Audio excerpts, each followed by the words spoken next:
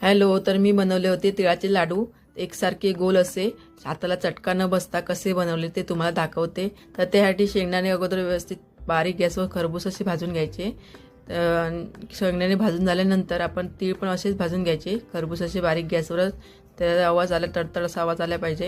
आणि हे सगळं भाजून घेतल्यानंतर मी गूळ पण कापून घेतलं आणि शेंगदाण्याची सालं काढून घेतली। बघा, शेंगदाण्याची सालं काढून त्याला मिक्सरला अशी बारीकसर वाटून घेतली, त्याची पावडर नाही केली।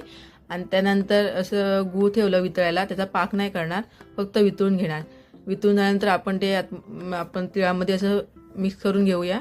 असं चमच्याने असं व्यवस्थित मिक्स करून घ्यायचं आणि नंतर जे लाडू करायला घेऊया। तर हे बघा, मी असे 2 चम्मच घेतले प्लॅस्टिकचे, हे आपल्या सगळ्यांच्या घरी असतात। त्यामध्ये असं सारण घालायचं आणि असं गोल गोल दाबून घ्यायचे, लाडू एकदम गोलसर होतात। हे बघा, असं गोल गोल आतमध्ये घातल्याने गोल एकसारखे असे गोलसर होतात। अशा प्रकारे मी सर्व हे लाडू बनवून घेते। आणि तुम्हाला माझे हे व्हिडिओ आवडत असतील ना, तर तुम्ही माझ्या व्हिडिओला लाईक करा आणि चॅनलला सबस्क्राईब करा।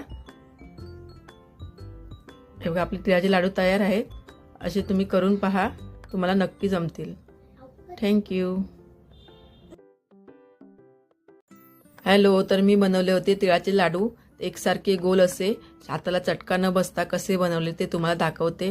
तर त्यासाठी शेंगदाणे अगोदर व्यवस्थित बारीक गॅसवर खरपूस असे भाजून घ्यायचे। शेंगदाणे भाजून झाल्यानंतर आपण तीळ पण असेच भाजून घ्यायचे खरपूस असे बारीक गॅसवरच। त्याचा आवाज आला, तडतड असा आवाज आला पाहिजे। आणि हे सगळं भाजून घेतल्यानंतर मी गूळ पण कापून घेतलं आणि शेंगदाण्याची सालं काढून घेतली। बघा, शेंगदाण्याची सालं काढून त्याला मिक्सरला अशी बारीकसर वाटून घेतली, त्याची पावडर नाही केली। आणि त्यानंतर असं गूळ ठेवलं वितळायला, त्याचा पाक नाही करणार, फक्त वितळून घेणार। वितळून झाल्यानंतर आपण ते आपण तिळामध्ये असं मिक्स करून घेऊया। असं चमच्याने असं व्यवस्थित मिक्स करून घ्यायचं आणि नंतर जे लाडू करायला घेऊया। तर हे बघा, मी असे 2 चम्मच घेतले प्लॅस्टिकचे, हे आपल्या सगळ्यांच्या घरी असतात। त्यामध्ये असं सारण घालायचं आणि असं गोल गोल दाबून घ्यायचे, लाडू एकदम गोलसर होतात। हे बघा, असं गोल गोल आतमध्ये घातल्याने गोल एकसारखे असे गोलसर होतात। अशा प्रकारे मी सर्व हे लाडू बनवून घेते।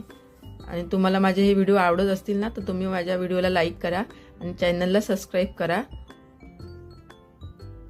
हे बघा, आपले तिळाचे लाडू तयार आहेत। असे तुम्ही करून पहा, तुम्हाला नक्की जमतील। थँक्यू।